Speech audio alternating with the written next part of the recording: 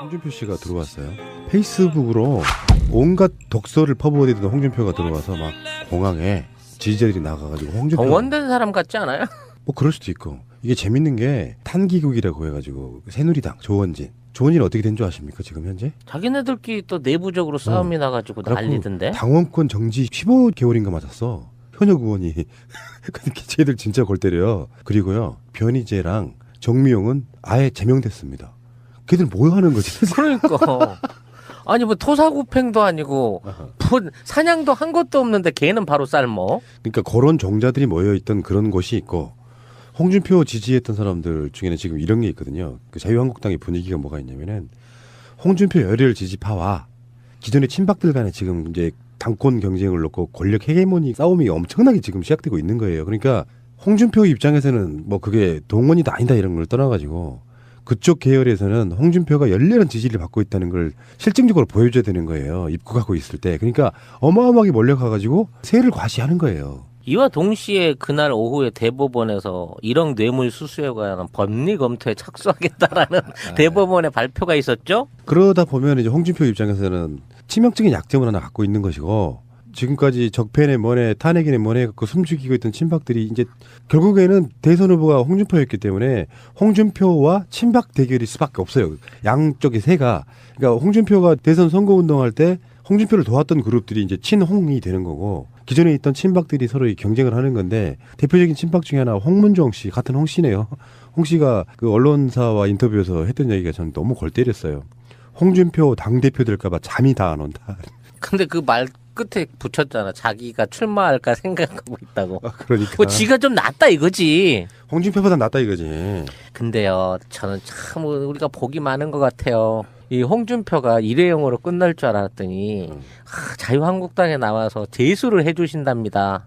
네, 정말 홍준표가 앞으로 5년 동안 자유한국당을 이끌고 차기의 대권 주자로서 지금과 같은 행보를 열심히 해주신다고 하면 차기 선거도 얼마나 편안하고 쉽겠어요. 홍준표가 유승민처럼 그래도 좀 쌈박하게 보수의 아젠다는 그대로 갖고 가면서 깨끗하게 했으면 이런 트집을 안 잡히는데 홍문정도 그렇게 이야기를 해요. 홍준표 마케팅은 혐오감을 유발해가지고 최근에 그 여론조사에서 보니까 수도권에서 3등 났어요. 그렇죠. 제1야당인데. 거의 뭐 지역 안에서의 득표를 제외하고는 전국적으로 의미가 없던 선거를 치렀다고 봐야 되는데 야, 이런 홍준표를 환영하기 위해서 인천공항에 10,000명이 집결했다고 언론이 빨아대더구만요. 야, 인천공항에 어떻게 환영객들만 10,000명이 들어가? 그럼 말도 안 되는 소리를 하고 있어요. 뭐 집결을 했을 수 있는데 사실상의 동원된 인파라고 봐야겠죠. 내 인기 아직 안 죽었어. 내가 당권 가질 거야. 그리고 홍준표 입장에서는요. 당권을 거머쥐어야 실제로 대법원의 판결이 굉장히 중요한 부분을 갖게 되는 거예요. 제1야당의 후보에 대해서 정권이 바뀌고 나니까 대법원이 홍준표에게 유죄를 선고했다. 이렇게 프레임 갖고 가기가 쉬워요. 벌써 드러나는 후보들이 면면이 아주 대단합니다. 한 사람은 발정대 출신 강간미수범, 한 사람은 쾌남 음모주의 대가, 국경을 뛰어넘는 걸레 같은 식기, 그리고 또 한 놈은 해외에 있는 독립유공자 유산도 팔아먹는, 박물관 세워놓고 아프리카 사람들 잡아서 노예시키는 이런 훌륭한 인성을 가진 분들이 서로 해보겠다고 지금. 김진태는 안 나오나? 설마 김진태도 나올까? 대선도 나갔는데 뭘 못해. 정말 앞으로 자유한국당의 당대표 싸움은 볼만한 정말 전익가경이겠네요. 내년 6월 딱 1년 후에 지방선거가 있잖아요. 근데 어느 날 갑자기 당의 지지율이 높아집니까? 지금 현재 뭐 10% 미만에 있는 지지율이 특별한 모멘텀이 없으면 안 올라가요. 더군다나 여당이면 정책이라도 잘해버리면 지지율이 뛰죠. 막 지금 더불어민주당처럼 50%가 넘는 지지율이 되는데 10% 미만으로 이렇게 주저앉아 있으면 어떤 현상이 나오냐면은 일단 지방선거 같은데 좋은 인재가 영입이 안 돼요. 그러니까 그쪽 세가 명백하게 줄어드는 거잖아요. 그렇다 보면 그게 악순환이 반복되는 거야.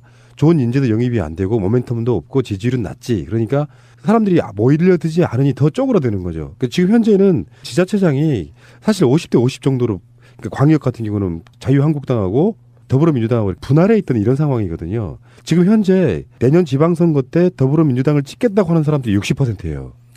지금 원래 그런 루틴이 있잖아요.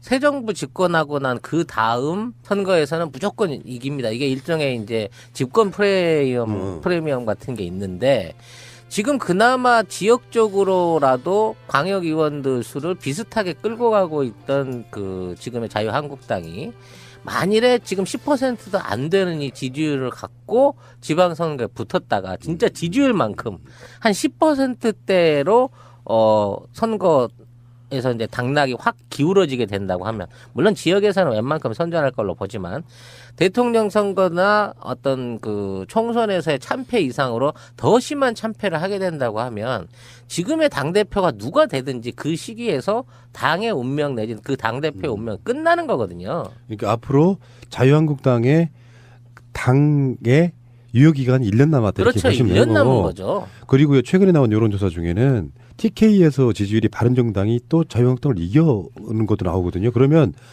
발 붙일 곳이 이제 다 사라져 버리는 거예요.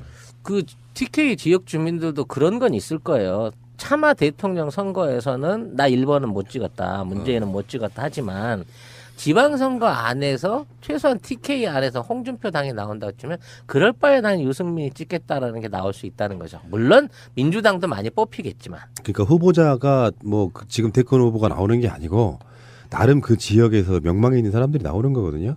자유한국당이 전국에서 단 한 석도 광역단체장을 얻지 못하는 사태가 나올 수도 있습니다. 그러면 그 당 깨지는 거지. 근데 TK 정도 지역에서 바른정당이 좀 두각을 나타낸다거나 수도권 같은 데서 일부 지역에서는 기초의원들 같은 사람들이 당선된다거나 이런 식으로 약진을 하게 되면 급격하게 선거 참패에 대한 책임론이 불거집니다. 그러면 만약에 지금 홍준표가 되건 정우택이 되건 김진태가 되건 홍문정이 되건 그 사람들이 그 내용에 휩싸이면서 기존에 있던 대선 후보였던 홍준표 파 뭐 당권을 쥐고 있는 당권 파들이 싸우면서 또 찢어져요. 필연적으로 그냥 나가기 그러니까 기존에 이미 만들어놨던 바른정당과의 합당 이런 걸 통해 가지고 또다시 이렇게 묶어지는 이런 방식으로 될 거란 말이야. 어차피 지역 자체 선거는 어떤 향토색 내지는 전통주의적인 부분이 있어요. 결국 지방의 토호들이 선출이 되는 거기 때문에 이거는 위에서 누구를 공천을 잘한다기보다도 지역에 있는 인재가 어느 당을 간판을 쓸 것이냐라의 문제가 걸려 있는 거거든요. 그럼 지금 TK나 다른 지역 일부 남아있는 자유한국당의 근거지 안에도 민주당의 간판을 통해 가지고 뭔가 새로운 정치를 해보려고 하는 사람들이 늘어나게 되고 그들이 정말 지역 안에서 선전해서 말 그대로 자유한국당에 그나마 남아있던 지역적 잔재마저도 털어준다고 하면 사실 지금 자유한국당의 당대표가 되겠다고 그 나서는 인물들은 이건 1년짜리 시한부 생명을 사는 거나 마찬가지인 거고요. 누가 오더라도 지금 획기적인 어떤 정책 개혁이라든지 어떤 정치의 변화를 통해 가지고 새로운 걸 보여줄 수 있는 사람이 없잖아요. 이 인물 안에. 그 이야기 정말 잘하셨는데 누가 뽑혀도 비전이 없어. 그러니까. 그 외부에서 영입을 한다든지 해서 획기적으로 바뀌지 않으면 안 돼. 지금 홍준표 같은 자가 이렇게 올라가서 지지율이 10% 미만으로 나오고 깨지고 뻔히 알고 있으면은 지금 당장은 뭐 정우택이 될 수도 있고 홍준표가 될 수도 있다 이렇게 예상해보지만 그 자체가 자기들의 미래를 갉아먹는 짓거리거든요. 그러면 이렇게 될 수도 있어요. 바른정당도 나름 지지율이 올라가면 또 사람들이 막 들어옵니다. 현역 의원들도 들어와요. 만약에 TK 지역에 있는 현역 의원인데 지금까지 나가지를 못했어. 자유한국당에서. 근데 지지율이 바른정당의 TK 더 높아. 그러면 옮겨가요. 그러면 그쪽 세가 불어난다고. 그런데 민주당도 마찬가지입니다. 민주당도 거기서 현역 의원이 지금 2명 1년 전에 배출됐잖아요. 김부겸하고 홍의락 이 두 분인데 김부겸 같은 경우는 지금 행자부 장관으로 갔어요.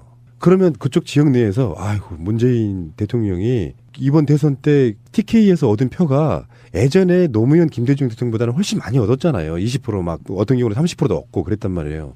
부드러워진 그 TK 지역의 문재인 정부에 대한 뭐 어떤 거부감이 많이 줄어든 상태에 자유한국당과 바른정당이 피터치게 싸워요. 그러면 얻어지는 이득, 오부지리가 생길 수 있다는 거예요. 그러니까 이게 모든 게 민주진영의 10년의 홍복이에요. 이런 사람들은 정말 그 정치적인 인간 문화재로 꼭 나쁜 좋은 짓만 해야 뭐 문화재인가? 예. 최악의 인간 문화재로 보존하고 오랫동안 활동하게끔 해줘야 되겠어요. 그래서 잘못된 정치, 잘못된 정치인을 따르는 정당의 결과가 어떻게 나빠질 수 있는지의 극한까지 한번 가보라고 힘내라고 해줘야 될 것 같아요. 근데 그래서 이 사람들한테 제가 우리나라 최고의 정치 컨설턴트로서 죄송합니다, 여러분. 괜찮아. 300억 있잖아. 그 당에는. 봐봐요. 이 사람들의 전략 미스를 한번 지적을 하고 싶은데 여야가 팽팽한 여론일 때는 자기 지지층에 호소하는 전략이 먹혀요. 왜? 우리가 반대로 생각해보면 박근혜나 이명박이 막 정치 엄청 못하고 있을 때 야당 니들 왜 못하냐. 우리가 듣고 싶은 말 좀 해주고 그렇게 투쟁해줘라고 이야기가 우리가 막 원해왔잖아요. 거기에 화답했던 사람이 정청래 의원 같은 분들이에요. 야당의 목소리를 선명하게 내주는 거야. 이재명 시장도 그렇고. 그럴 때는 그 전략이 먹히는데 지금 대선 지나면서 지지율 조사를 지나면서 뭐가 먹히냐면은 자기들의 지지층이 없다시피 했잖아요. 그러니까 홍준표가 대선에서도 사실상 그때 당시 막 8%, 뭐 10%, 15% 올라가던 그 지지율의 모든 전략을 다 이득 나기 위해서 자기 지지층한테만, 그러니까 박근혜가 뭔가 좀 억울하게 당했다고 하는 사람들한테만 그 전략으로 갔단 말이에요. 그러니까 안철수는 이겼지만 자기들이 받을 수 있는 기본적인 표를 50%였던 표를 25%선 반으로 깎아먹어버린 전략이 돼버린 거거든요. 고정 지지층은 박근혜가 잘못하긴 했지만 새로 뽑힌 네가 앞으로 잘만 하겠다고 하면 그것도 용서해 줄 수 있는 사람들이라고 저는 보거든요. 그 사람들이 원래 그렇다고. 근데 비전이 안 보여. 완전 쓰레기 같은 놈이 하나 후보로 나와가지고 대선을 뛰었단 말이야. 그러니까 도저히 안 되겠다 하고 표가 다른 데로 가는 거예요. 지금 홍준표가 착각하고 있는 거는 그나마 자기가 얻어낸 표가 자신을 지지해서 그렇지, 얻은 표라는 그렇지. 착각을 하고 있는 것 같은데 그거는 진영 논리 때문에 어쩔 수 없이 이 민주진영의 표를 던질 수 없던 사람들의 어떤 정말 자기 스스로 손을 내리찍고 싶은 그런 상황 하에서의 투표였던 것이고 이제 지역 투표 안에서 자유한국당 이외에 대안이 있잖아요. 바른정당이라고 하는 대안이 있기 때문에 이번 선거를 대비하는 데 있어서 또 하나의 어떤 당대표로서의 그 역량은 바른정당과 어떻게 연대를 해나갈 수 있을 것이냐, 그들을 끌어들일 수 있을 것이냐의 부분이 분명히 얘네들한테는 필요한 부분이 있다. 결국 TK에서의 바른정당하고의 혈투를 벌릴 것인가, 그들과 같이 5월 동주를 할 것인가에 대한 명확한 전략이 있어야 되는 부분이 그렇지. 이제 핵심인 거고, 그렇게 되다 보면 지금까지 대립각을 세워왔던 홍준표는 사실상 이번 그 당대표에 출마한다고 하더라도 당 내부의 지지를 얻기는 어려울 것이다라는 생각이 들어요. 그러니까 이 자중질환인 거예요. 떠오르는 인물은 없고 나오는 족족마다 음모주 까라, 국장제 까라, 아프리카 노예 까라 이런 사람들 나와가지고 그 홍문종이 뭐 홍준표 당대표 될까봐 두렵다, 잠이 안 온다라고 이야기했지만 근데 왜 대안이 자기냐고. 그게 더 미친 짓이지. 그리고요 이 사람들이 믿는 구석이 하나 있어. 뭘 믿냐면 1년 정도 지나고 나면 좋아질 거야. 어? 문재인 지지율도 떨어질 거 하는데요. 지금 문재인 대통령 스탠스를 보면 지지율이 떨어질 가능성이 사실 별로 없어요. 물론 조금씩 등락은 있겠지만 떨어질 가능성이 별로 없다고 느껴지는 게 이분은 전략을 정말 잘 짜갖고 들어왔어요. 그러니까 사람들 심리적으로 그런 거 있잖아. 뭐가 조금 약간 좀 덜컥수가 좀 나와도 인수위도 없이 나름대로 잘하고 있는데 그런 걸 가지고 비판하냐 하는 국민적 여론이 있단 말이에요. 거기에 1년 간다. 그 사이에 선거가 치러진다. 근데 걔네들은 그 사이에 김상조나 강경화 청문회에서 발목 잡기 하는 이유가 계속 태클을 걸다 보면 문재인 정부의 지지율이 떨어지고 자기들이 떠오를 거라고 생각하는데 대안이 안 된다고. 아까 제가 정실 컨설팅 이야기하는 이유가 뭐냐면은 실제로요. 아까 말한 자기 지지층에 원하는 이야기를 해주고 있다고는 하지만 그건 그렇게는 선거를 못 이기는데 전국 지지율이 20%도 안 되고 10%도 안 되는 그 선거를 못 이기는데 가장 중요한 전략의 미스는 정우택의 미스는 이런 거예요. 잘하고 있는 쪽에는 우리는 허심탄회하게 잘하고 있으면 밀어줄게. 이렇게 해줘야 자기 지지층들도 이 사람들이 그래도 일말의 양심은 있네라고 다시 돌아올 수 있는 거지. 반대를 위한 반대를 계속해버리면 정말 골수 또라이들 몇 명을 제외하고는 지지 못한다니까. 결국 앞으로 자유한국당을 비롯한 현재 야당들의 목표는 내년에 있는 지방선거에서 어떻게든 지지율을 회복 내지는 어느 정도 지켜내는 수성하는 데 있어서의 지금까지보다는 더 많이 얻을 수는 없을 것이다라는 부분 안에서의 그렇죠. 의무감을 갖고 들어가야 된다는 부분이고 자 민주당이 하려고 하는 새로운 정치는 앞으로 중앙 정치 그러니까 국회의원한테 매달려 있는 지역의 어떤 그 지역 대표라든지 지방 정치를 만드는 게 아니라 하향식으로 밑에서 풀뿌리로 커오는 지방자치제 민주화를 통해서 국회의원들과 또 중앙 행정과의 연계 관계를 통한 그 중앙과 지방의 공동의 발전을 유지하는 방식으로 바뀌어갈 것이기 때문에 이번 자체에 그 만들어지는 지방선거에 있어서 또 지방자치제도에 있어의 개혁도 앞으로 충분히 기대해 볼 만하고 예. 어떠한 방식으로 새로운 정책이 나올지 선거 판도가 바뀔지 모른다는 점을 지적하고 싶은 예. 거죠. 문재인 대통령이 원내 5당들 원내대표들 모아가지고 극진 식사 대접하고 인삼 정과도 만들어주시고 했잖아요. 그래서 만들어진 게 유해정 협의체 이런 게 있어요. 자기들끼리 모여갖고 국정 주요 현안 논의하자. 여기 지금 안 나오고 있고요. 이낙연 총리가 인사 가겠다고 하니까 오지 마 이렇게 했고요. 다음에 인사청문회는 계속해서 지금 말도 안 되는 거 의혹 부풀리기. 강남에 집 있어? 부동산 투기야. 이런 방식으로 가고 있고요. 에휴, 그래서 지금 그 나오고 있는 이야기가 그거예요. 다시 말씀드리지만 예전처럼만 하지 말자. 예전에는 반대를 했잖아요. 잘하고 있어도 잘못됐다. 그거를 계속 되풀이하고 있는 거고 그걸로는 절대 지지율이 일부 떨어질 수는 있죠. 문재인 대통령 지지율이 떨어질 수는 있으나 자기들 지지율도 안 올라간다는 거 명심하기 바랍니다. 그러니까 문재인 대통령의 1% 지지율을 깎기 위해서 자신들의 10% 지지율을 계속 깎아먹는 빙고. 예. 이 짓은 해도 돼. 계속 해봐. 어디 누가 더 먼저 부도나나 보게. 예, 잠시 후에 오겠습니다. 실컷이 이제 다 사라져 버리는 거예요. 그 TK 지역 주민들도 그런 건 있을 거예요. 차마 대통령 선거에서는 나 1번은 못 찍었다. 문재인은 못 찍었다. 하지만 지방선거 안에서 최소한 TK 안에서 홍준표 당이 나온다고 치면 그럴 바에 난 유승민이 찍겠다라는 게 나올 수 있다는 거죠. 물론 민주당도 많이 뽑히겠지만. 그러니까 후보자가 뭐 지금 대권 후보가 나오는 게 아니고 나름 그 지역에서 명망에 있는 사람들이 나오는 거거든요. 자유한국당이 전국에서 단 한 석도 광역단체장을 얻지 못하는 사태가 나올 수도 있습니다. 그러면 그 당 깨지는 거지. 근데 TK 정도 지역에서 바른정당이 좀 두각을 나타낸다거나 수도권 같은 데서 일부 지역에서는 기초의원들 같은 사람들이 당선된다거나 이런 식으로 약진을 하게 되면 급격하게 선거 참패에 대한 책임론이 불거집니다. 그러면 만약에 지금 홍준표가 되건 정우택이 되건 김진태가 되건 홍문정이 되건 그 사람들이 그 내용에 휩싸이면서 기존에 있던 대선 후보였던 홍준표 파 뭐 당권을 쥐고 있는 당권파들이 싸우면서 또 찢어져요. 필연적으로 그냥 나가기 그러니까 기존에 이미 만들어놨던 바른정당과의 합당 이런 걸 통해 가지고 또다시 이렇게 묶어지는 이런 방식으로 될 거란 말이야. 어차피 지역 자체 선거는 어떤 향토색 내지는 전통주의적인 부분이 있어요. 결국 지방의 토호들이 선출이 되는 거기 때문에 이거는 위에서 누구를 공천을 잘한다기보다도 지역에 있는 인재가 어느 당을 간판을 쓸 것이냐라의 문제가 걸려 있는 거거든요. 크게 줄어드는 거잖아요. 그렇다 보면 그게 악순환이 반복되는 거야. 좋은 인재도 영입이 안 되고 모멘텀도 없고 지지율은 낮지. 그러니까 사람들이 모이려들지 않으니 더 쪼그라드는 거죠. 그러니까 지금 현재는 지자체장이 사실 50대 50 정도로 그러니까 광역 같은 경우는 자유한국당하고 더불어민주당하고 분할해 있던 이런 상황이거든요. 지금 현재 내년 지방선거 때 더불어민주당을 찍겠다고 하는 사람들이 60%예요. 지금 원래 그런 루틴이 있잖아요.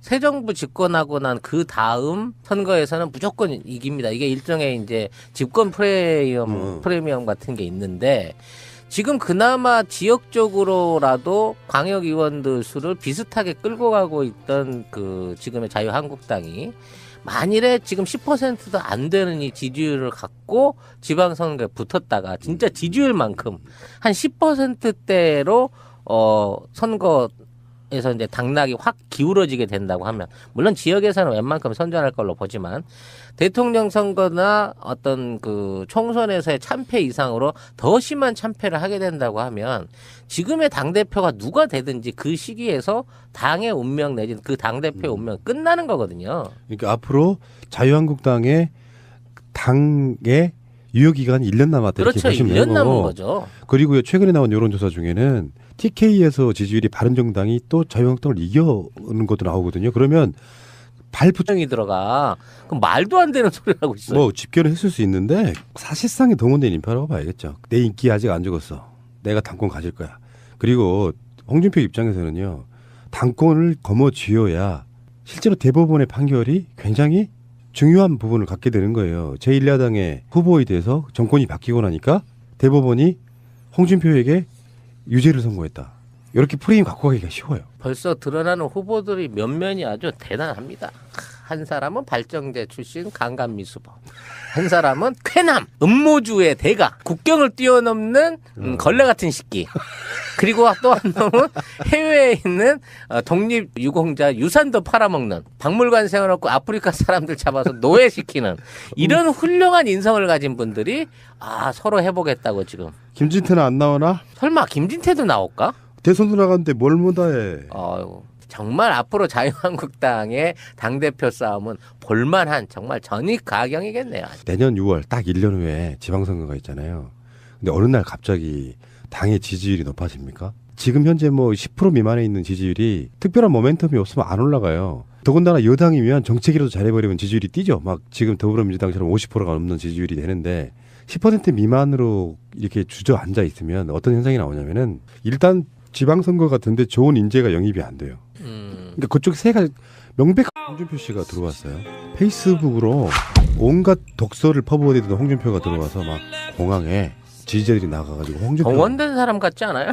뭐 그럴 수도 있고 이게 재밌는 게 탄기국이라고 해가지고 새누리당 조원진 어떻게 된 줄 아십니까 지금 현재? 자기네들끼리 또 내부적으로 싸움이 나가지고 난리던데. 당원권 정지 15개월인가 맞았어. 현역 의원이.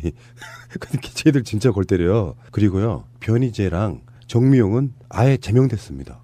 걔들 뭐 하는 거지? 그러니까 아니 뭐 토사구팽도 아니고 사냥도 한 것도 없는데 걔는 바로 삶어. 그러니까 그런 종자들이 모여있던 그런 곳이 있고 홍준표 지지했던 사람들 중에는 지금 이런 게 있거든요. 그 자유한국당의 분위기가 뭐가 있냐면은 홍준표 열혈 지지파와 기존의 친박들 간에 지금 이제 당권 경쟁을 놓고 권력 헤게모니 싸움이 엄청나게 지금 시작되고 있는 거예요. 그러니까 홍준표 입장에서는 뭐 그게 동원이다 아니다 이런 걸 떠나가지고 그쪽 계열에서는 홍준표가 열렬한 지지를 받고 있다는 걸 실증적으로 보여줘야 되는 거예요. 입국하고 있을 때. 그러니까 어마어마하게 몰려가가지고 세를 과시하는 거예요. 이와 동시에 그날 오후에 대법원에서 1억 뇌물 수수에 관한 법리 검토에 착수하겠다라는 대법원의 발표가 있었죠. 그러다 보면 이제 홍준표 입장에서는 치명적인 약점을 하나 갖고 있는 것이고 지금까지 적폐네 뭐네 탄핵이네 뭐네 갖고 숨죽이고 있던 친박들이 이제 결국에는 대선 후보가 홍준표였기 때문에 홍준표와 친박 대결일 수밖에 없어요. 양쪽의 세가. 그러니까 홍준표가 대선 선거 운동할 때 홍준표를 도왔던 그룹들이 이제 친홍이 되는 거고 기존에 있던 친박들이 서로 경쟁을 하는 건데 대표적인 친박 중에 하나 홍문종 씨 같은 홍 씨네요. 홍 씨가 그 언론사와 인터뷰에서 했던 얘기가 저는 너무 골 때렸어요. 홍준표 당대표 될까 봐 잠이 다 안 온다. 근데 그 말 끝에 붙였잖아. 자기가 출마할까 생각하고 있다고. 그러니까. 뭐 지가 좀 낫다 이거지. 홍준표보다 낫다 이거지. 근데요, 저는 참 우리가 복이 많은 것 같아요. 이 홍준표가 일회용으로 끝날 줄 알았더니 자유한국당에 나와서 재수를 해주신답니다. 네, 정말 홍준표가 앞으로 5년 동안 자유한국당을 이끌고 차기의 대권 주자로서 지금과 같은 행보를 열심히 해주신다고 하면 차기 선거도 얼마나 편안하고 쉽겠어요. 홍준표가 유승민처럼 그래도 좀 쌈박하게 보수의 아젠다는 그대로 갖고 가면서 깨끗하게 했으면 이런 트집을 안 잡히는데 홍문정도 그렇게 이야기를 해요. 홍준표 마케팅은 혐오감을 유발해가지고 최근에 그 여론조사에서 보니까 수도권에서 3등 났어요. 그렇죠. 제1야당인데. 거의 뭐 지역 안에서의 득표를 제외하고는 전국적으로 의미가 없던 선거를 치렀다고 봐야 되는데 야, 이런 홍준표를 환영하기 위해서 인천공항에 10,000명이 집결했다고 언론이 빨아대더구만요. 야, 인천공항에 어떻게 환영객들만 10,000명